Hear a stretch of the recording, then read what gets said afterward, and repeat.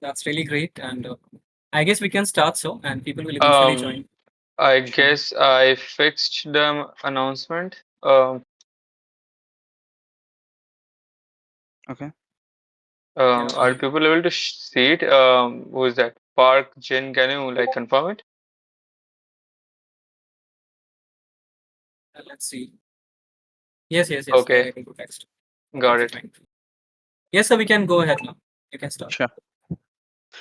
Okay, I'll share my screen. Let me know. Screen is visible, right? By the way, sir, I hope it's okay to you if we record this session. Yeah, yeah. No issues. All right. Siren, I hope you're doing this. Siren. All right. My screen is visible, right? Yes, sir, the screen. Yes. Okay. Okay. Yeah. So yeah. Good evening, everyone. Thanks for joining. So today in this presentation, I'll be presenting on C2 frameworks. We will do a basic deep dive into C2 frameworks. So before moving on, this is the agenda that we have for the evening.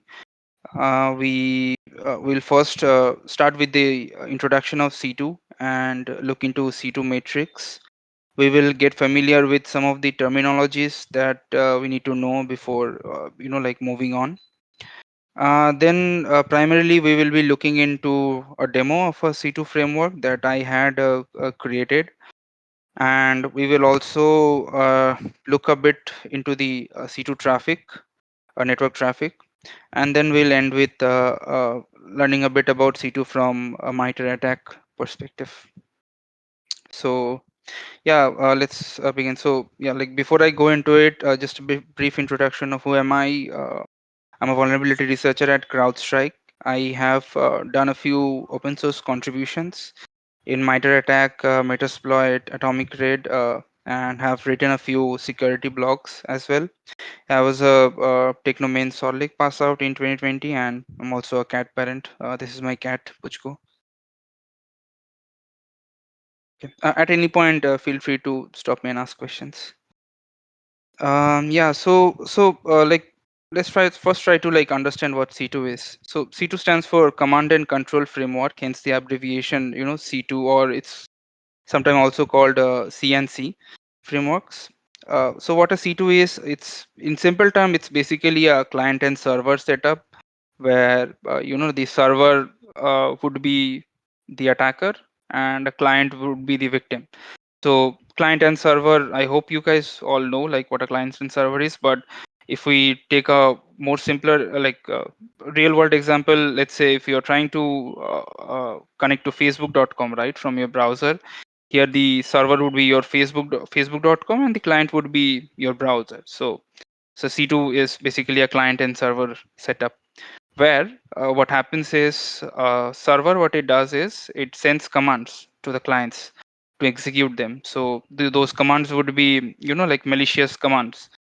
For example, take a screenshot or take out browser history, those kind of stuff. And client would, since client is under the control of the server, the client freely executes them and returns the results back to the server.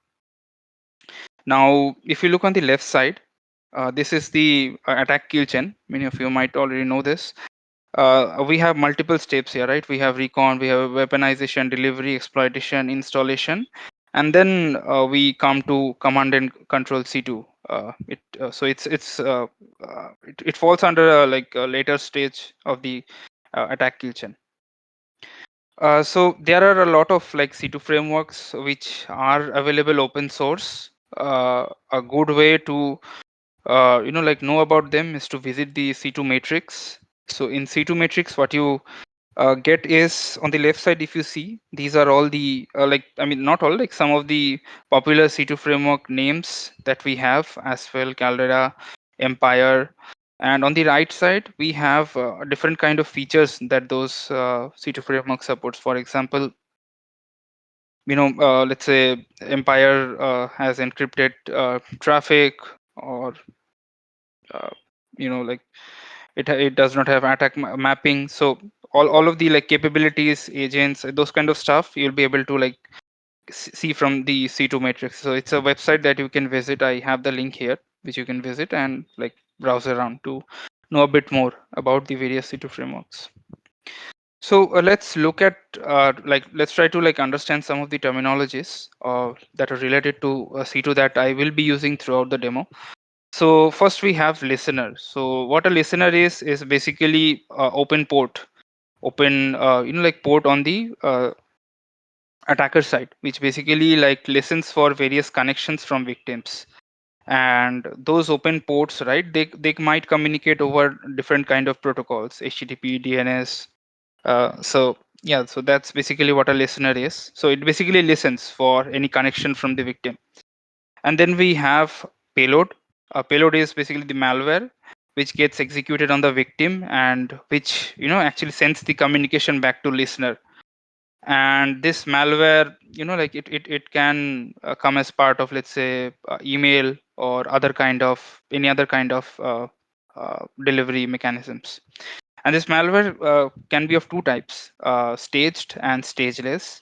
So in staged malwares, what happens is the like malware is being delivered in like multiple stages. So let's say in the initial phase, what gets executed on the victim would be a very small few kilobytes, let's say few bytes or few kilobytes worth of a binary, which when executed, uh, like downloads the actual bigger malware.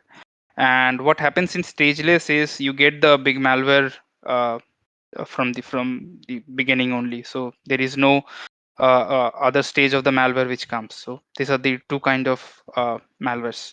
Uh, yeah. The next thing that we need to know is beacon. So once a connection has been established between a client and the server, or the attacker and the victim, what the victim is programmed to do is send timely messages to the to the server, looking for commands to execute. So like timely manner messages that we see. Uh, and then what we have are modules. So in modules, these are the like the primary like evil, I would say, commands, or the evil like stuff that you can do on the victim from a server. So that's you can call it like various kind of modules. So let's say a screenshot module will be able to take screenshots. A browser history module will be able to take out browser its history, etc. And then we have traffic. It's the like network traffic that are being exchanged when the client and server communicates. Any questions here? Any questions? Yeah, there's a question. Which framework do you encounter most? Now that changes over time. Let's say like some of the older frameworks like Empire, like they are like very popular. And then we also have like Cobalt Strike, which is very popular, and which has been like even like commercialized. Mhm. Like many companies actually like use Cobalt Strike as part of their like could be day-to-day activities. So yeah, like it changes from time to time. Sometimes like people take, let's say, some of the older frameworks as a base and they modify on them and bring out new frameworks. So it's difficult to say. And there are custom frameworks as well, right? Right, custom as in? Like custom C2 frameworks created by like some our authors or Right, I mean, like all of this has been created by some, I mean, it could be malware authors or like normal researchers as well. But yeah, like yeah, many of the like malware authors also, yeah, there are uh, like there should be like custom frameworks as well, which like may not be available in the open source. Yeah, malware authors have created for themselves. Yep. all right. So yeah, like let's go into the SpyderC2 framework. So this is a basic C2 framework which was implemented by me, like basically like as part of my work. I was looking into like various C2 frameworks, and I mean the concept, like I was very like fascinated with it, and just took a challenge to see like like if I'm able to create one, because at its basic it's just a client and server setup, right? So yeah, I just wanted to like see if I'm able to like create one. So SpyderC2 is a product of that. It's available open source at GitHub. On the left, if you like see, it's a screenshot from the GitHub page where some of the like notable features of SpyderC2 is there. So it supports like Windows, Linux, and Android based victims. So not like I haven't seen like any C2 framework which supports Android based victims. So like this could be I would say like a unique feature of my framework where even Android devices can be infected using this. Second is it's fully Dockerized. Using it like setting it up is very easy. It's just one or two commands away. These are like since this is a very like basic C2 framework, right? So these are like some of the modules or the evil stuff that we can do, like taking screenshots, checking out browser history, seeing the running processes, file download, persistence, and reversal. We'll see like some of them as part of the demo. And like I wrote this framework like pretty modular, so new modules are easy to write and integrate. So if anyone is interested to like contribute, they are welcome. For example, you could like add a module called keylogger, which like logs the keystrokes on the victim side. um and like the overall like things about the C2 SpyderC2 framework, it's uploaded as videos on YouTube, so you're welcome to watch those as well.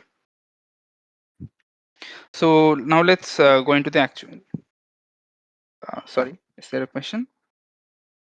Yeah, there's a question. Is Hmm. Metasploit a CNC framework technically? Then it suppose Android is Technically, yeah, like you could say like Metasploit, I would say would like help in like all of these stages here. For example, with Metasploit, it would have modules to do the reconnaissance. You could like create the malwares with Metasploit.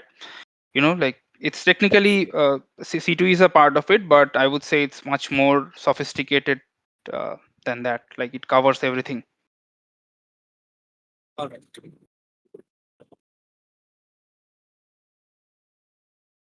Okay. Yeah. So let's get into the demo. So yeah, this is the VM that I will be using as the attacker server, and what I will treat as the victim of the client would be this Windows machine. So yeah, before that, yeah, let me go to my Yes, GitHub page. sir. So Can you increase your font size as well? okay, I'll do that. Yeah. For this web page, is it okay or just For your Kali machine as well. Like it's quite small. okay? Okay, I'll increase that. Sure. Yeah. So this is the SpyderC2 GitHub, and we have the wiki here, which has the instructions of how to use it. Obviously, the first step would be to git clone this particular repo. Let me increase the. Is this okay? Yes, sir. Fine. Thank you. Okay, cool. Okay, so let's do a git clone. Okay, so once we are inside, the only thing that we need to do, since it's Dockerized, so the only thing that we need to do is run just docker compose up. And if this is your first time like doing, I mean, setting it up, it would take a bit more time, but again, uh, it's pretty simple. And the C2 framework is running. To interact with it, what you need to do is basically run this command. Now here, you would copy the command as it is, but like also like modify this part to your like machine local path. So if you run this, yep. So this is the interface that you will get, where we have like basic instructions on how to use the framework, and then there is a help menu where we have multiple things like for starting so this one only supports HTTP based listener. So we have the command HTTP, which will start a new listener. We have the listeners command, which shows the all the listeners that are running. We have a kill listener command, which kills the listener. We have a generate command, which generates the malware that we will execute on the victim. We have a victims command which will show all of the victims that are currently like connected with the server. We use this use command to interact with the victims, and then we have exit. So the first step is to run a listener. Uh, so once we run HTTP, it's asking like which port we want to listen. I'll just leave it as 8080 only. So if we look here, we have a listener running on port 8080. Now the second step is to generate the malware. So for generating the malware, we run the generate command. It asks for like which OS is your victim is. So if it's a Windows, you will do Windows, Linux, or Android. I'll just have Windows here. Now the next thing that it's asking for is the listener IP. So this is the IP where your like victim malware will connect back to. So it's supposed to be your attacker machine IP. So let's get the this VM's IP.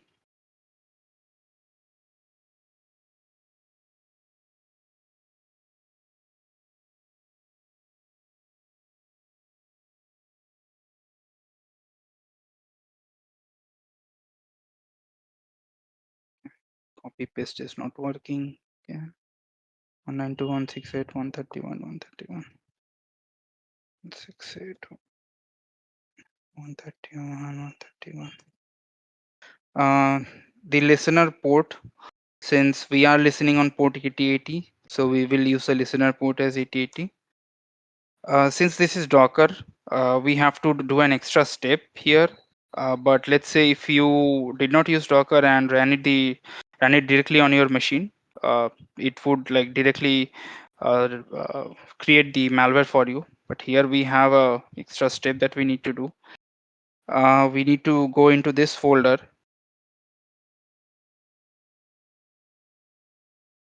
and we need to run this command.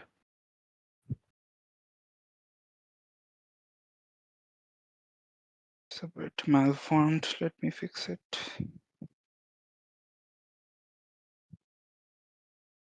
Okay. Yeah. So what this command is basically doing, it's running another Docker instance, and in this Docker instance, it will use this image to create the malware basically, and also at the end, it will try to UPX pack the malware to make it a bit smaller.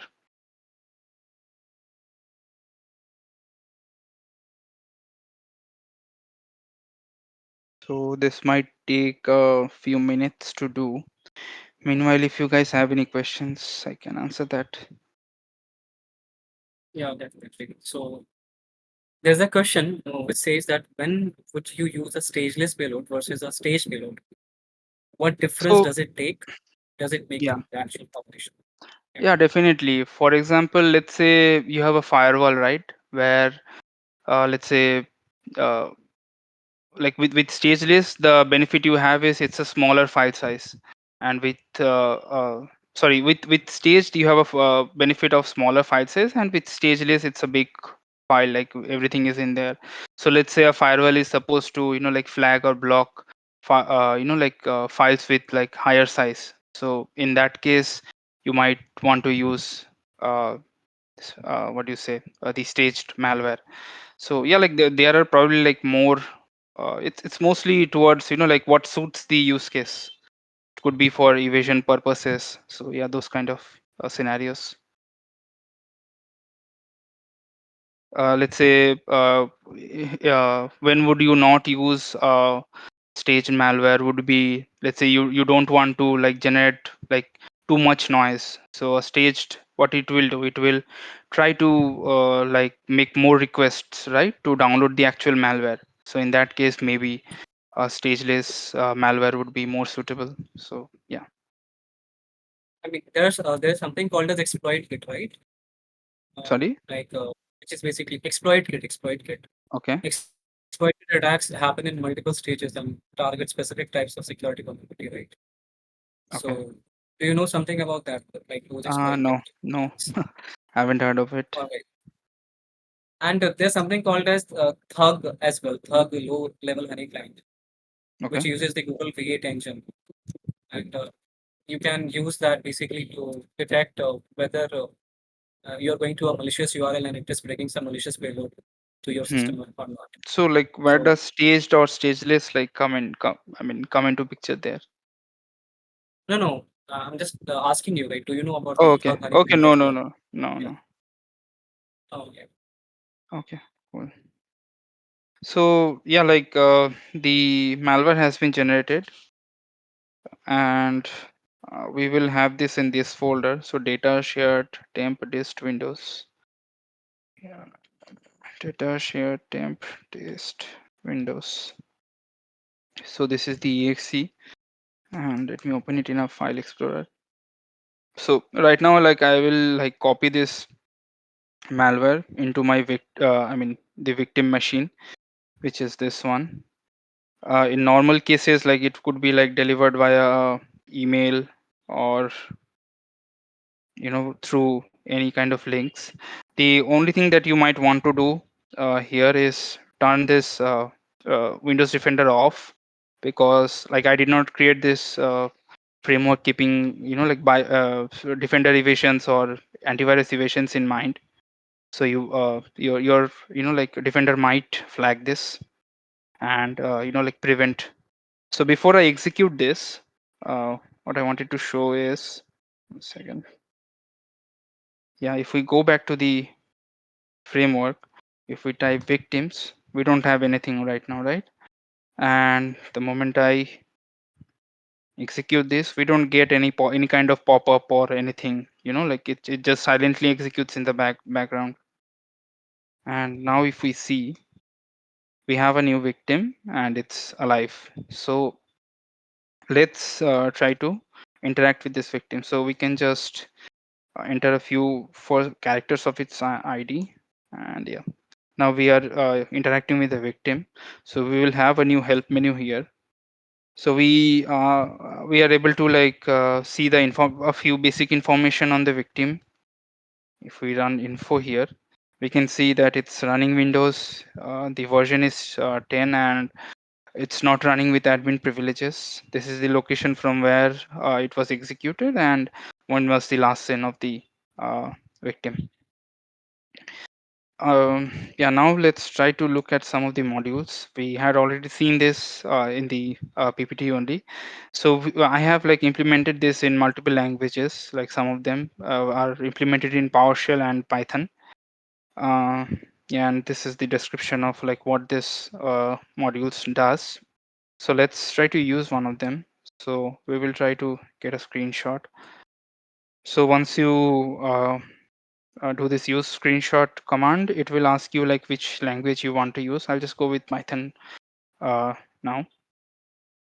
So just like Metasploit, if you have used it, like there are a few like configurable options for here. For this one, it's not required, so we don't need to do anything.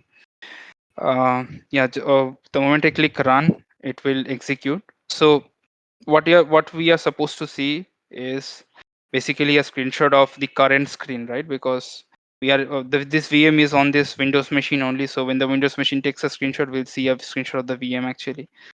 So if we run it, and if we look at the tasks, we see the command has been issued and the file has been dumped to this particular folder. So let's try to see that.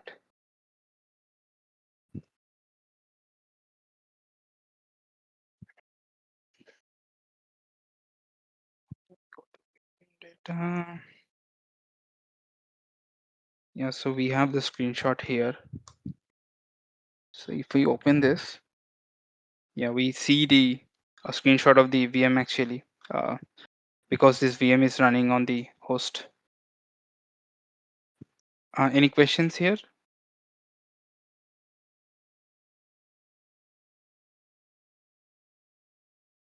Yeah, Okay, there's one. There's okay. someone who's asking, you mentioned you work in DE. I have never Sorry, seen that side of things.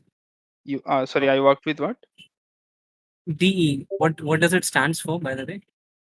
By the way, you can And check chat as well. He's okay, asking for this. Yeah. is the chat? Where is the chat here? In the right corners. Not there. 1 second. We can see the chat option. I'm not sure what DE is. If you could clarify. Detection engineering. Okay. Yeah, I can like sure. So I've never seen that side of things. So curious, what are the challenges you face? Okay. Yeah. So as part of detection engineer, right? What we basically do is we write signatures. So what a signature is basically, I would say, let's say a unique fingerprint, right, which identifies a particular thing. It could be a malware. It could be an application running. Uh, so yeah, like I work on the detection side. Uh, some of the challenges there, I would say the primary challenge would be like false positives. Let's say, just for an example, let's say you try to detect one application or a vulnerability, and let's say the signature there is like not robust enough, and you end up detecting some other application. So those kind of false positives definitely is what comes to my mind. Hopefully that answers your question. Okay. Okay. Yeah. So we took a look at this screenshot module. Now let's just take one more module as an example.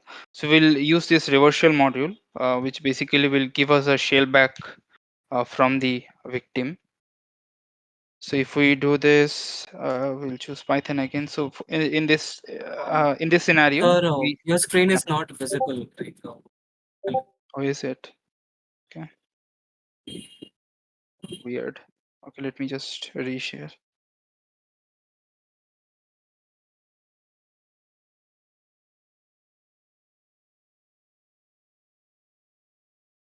Can you see it now? Yes, yes, yes. Yes. Okay, cool. Yeah. So in It's in the this background right now. okay, in this reversal module, we have two options which we need to like configure.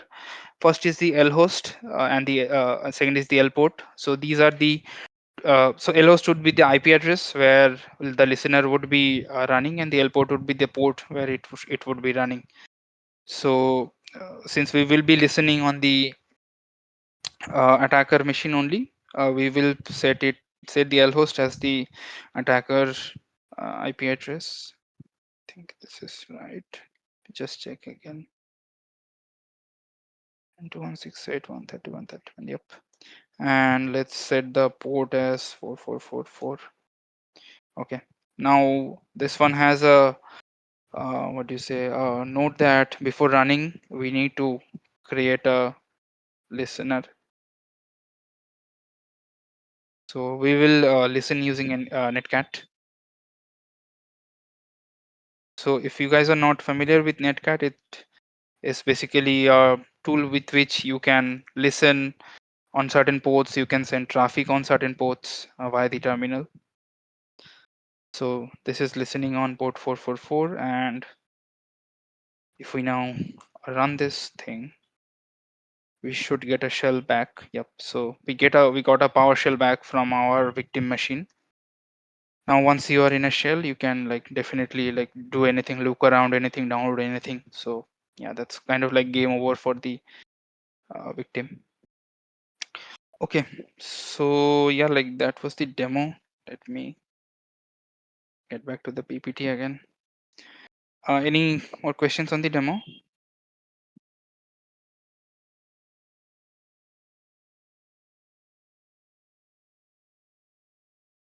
Okay. So yeah, I like guess we can see that. sorry. I guess we can go ahead, sir. Okay, sure. Yeah, so these are some of the screenshots of the various steps that we already saw. So I'm not going over them. So now comes a bit of a traffic analysis, because I used to do work as a traffic simulation engineer as part of my first job. So looking into traffic is my forte. So hopefully you guys are like familiar with network traffic. So what I have here is basically a Wireshark capture. Wireshark is a tool that you use to capture network traffic. And what I have here is like request and responses from like various stages of the C2 traffic. So the request response, sorry, the request response 0 that you see is the first time when the victim is reaching out to the server for registering. In my case, it was already registered. So we get a victim already registered. We would have seen something else if it was the first time. The second request response that you see is the beacon messages. So time to time, the victim sends these beacon messages looking for like any kind of tasks that the server might ask the client to do. If nothing, if the server has nothing for the client to do, it just replies with a basic like template message. In this RR3, we have a case where the server has a task to do. For example, it asks the client to uh, run what do you say to take a screenshot. So if you see right in the script, we basically have this Python function which takes the screenshot, and in the last request response, you see the screenshot data is being transferred back to the server as base64 encoded data. So yeah, like it's pretty simple as you can see. Like, so C2 is basically like a client and server setup, and yeah, like these scripts are basically like sent over to the client, and they execute it and just returns back the results. And yeah, so the last thing that's on the agenda is a MITRE attack. So not sure like how many of you are familiar with the MITRE attack. So it's a very well-known knowledge base of various like attack techniques. Like it's basically a knowledge base where, let's say, various kinds of C2 frameworks or like various kind of threat actors, or I'm not sure what else, like yeah, like various kind of like how exactly the attack happens, like what are the steps in it. So those kind of information is captured as part of MITRE attack. So I highly recommend you to like go and check this out. And on in MITRE attack, basically the building blocks there, or like how the information is represented there, is as part of this TTP. So TTP stands for tactic, technique, and procedure. So a tactic would be a very high level overview of the functionality. For example, let's say attacker wants to do persistence, or attacker did persistence on a victim. So the tactic there would be persistence. It has a particular ID.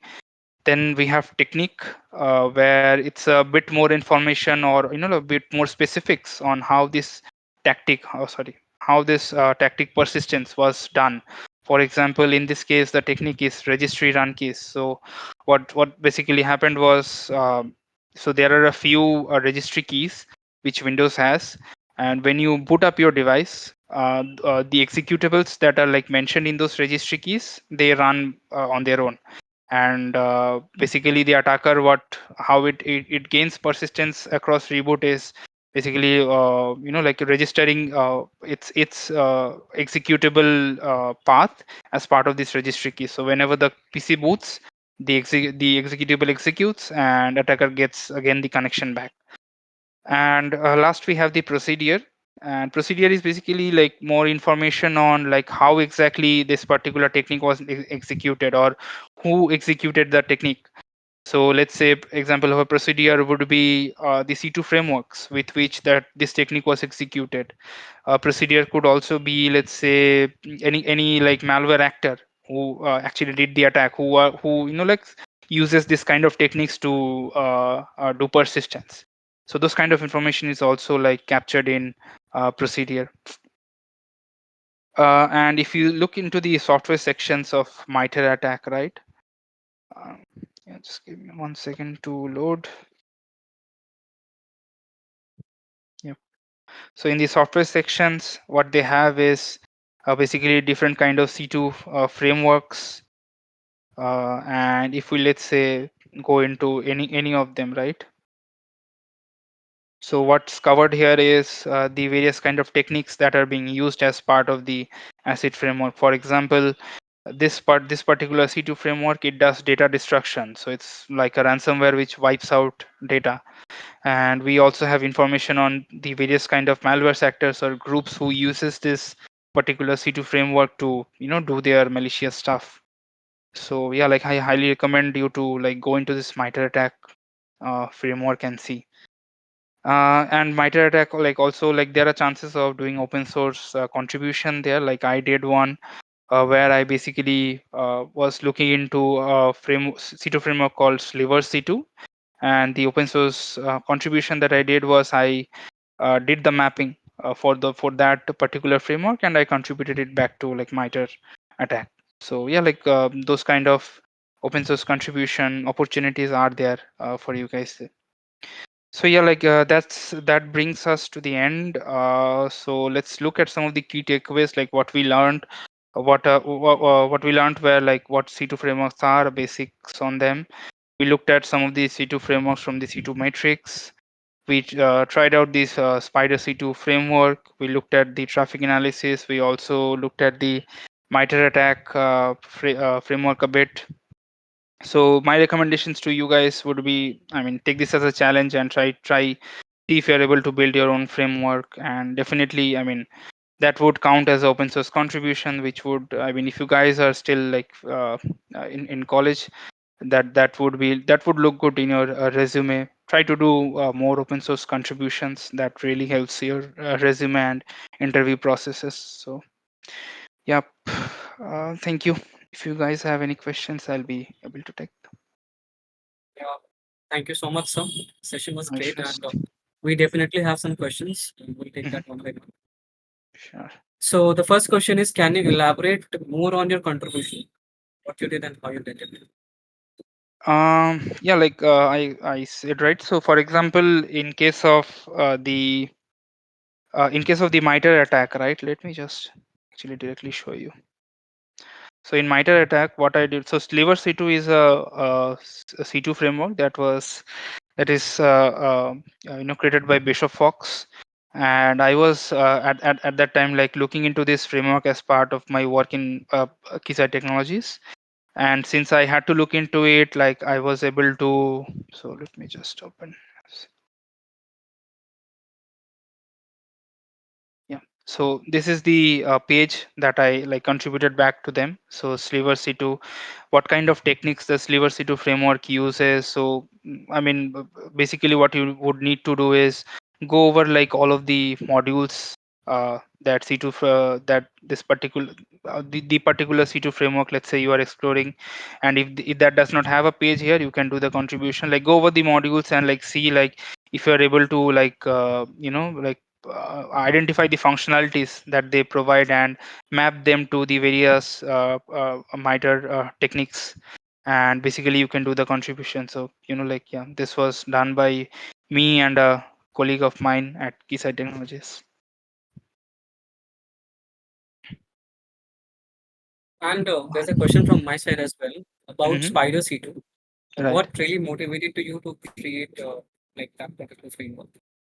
Yeah, like so at that time, like I was looking into multiple C2 frameworks, and the concept, I mean, it was fascinating, but again, like the concept at the basic level was really, I mean, simple, right? It's just a client and server setup, and I mean the terms, I mean the thing C2, like it's used by malware, so definitely it's fascinating, but again, like it's a simple thing to do. So that's what it was kind of a challenge to me, whether like I'll be able to do it or not. Again, like if you look at, I'm not sure if this will be here or not. So I had like very basic goals in the beginning. So if you look at some of the commit history, I'm not sure if they will be here or not.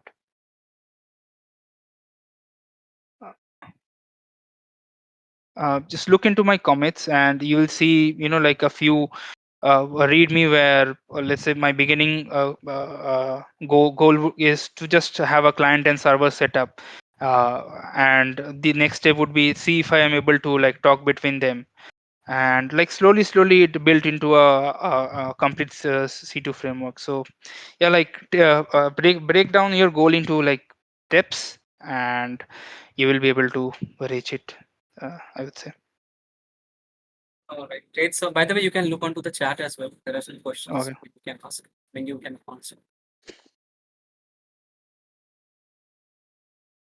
Right. Yep. So we are like the Sliver C2, I used it and looked at some of the modules, and yeah, just mapped it. And I think uh, MITRE ATT&CK, they have a document basically which you need to fill out to do the contribution.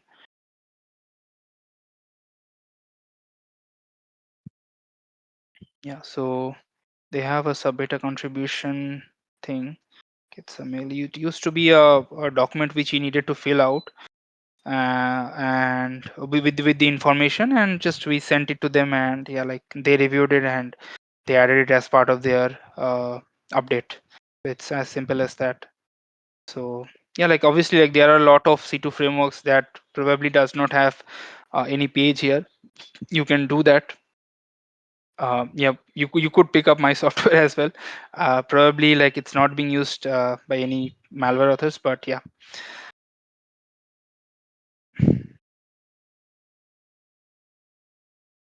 Havoc C2. Let's see if it has a page or not.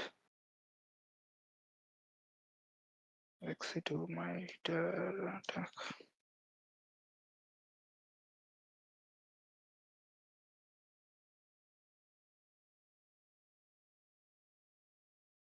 Let's see the softwares. Yeah, as you can see, Havoc C2 does not have a page here, so you could, like do a contribution there. Look into Havoc C2, and yeah, you can. Okay, my screen is glitching.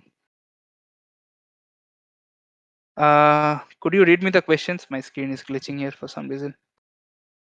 Yeah, definitely, definitely. Yep. So he said, I read somewhere that even today, most common vector for initial access is phishing. Is that Mm-hmm. right in your experience? Yeah, definitely. Like you see, like more and more companies doing, phishing exercises. Yeah, so yeah, like people fall easily for phishing. I mean, it's sent by email or via links. So like common people, it's easy to like get them via phishing. So yeah, I think like phishing is one of the primary attack vector. Agree with that. All right, great.